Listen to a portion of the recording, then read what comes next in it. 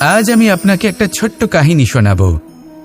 একবার আমি, রাধা আর দাদা আমরা তিনজনে মিলে লুকিয়ে একটা উপবনে গেলাম আম পেড়ে খেতে।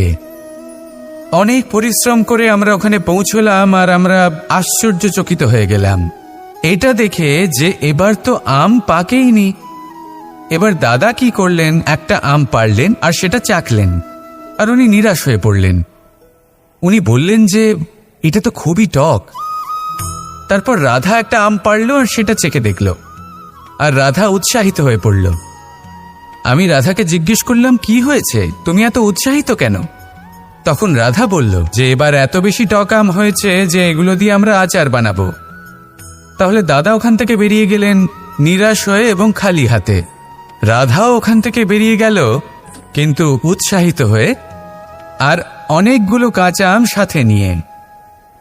এর থেকে আমরা কি শিক্ষা পেতে পারি? যে প্রত্যেকটা স্থানে এমন কিছু রয়েছে যেখান থেকে আমরা কিছু একটা শিক্ষা লাভ করতে পারি, যা আমাদেরকে বিকাশের পথে নিয়ে যেতে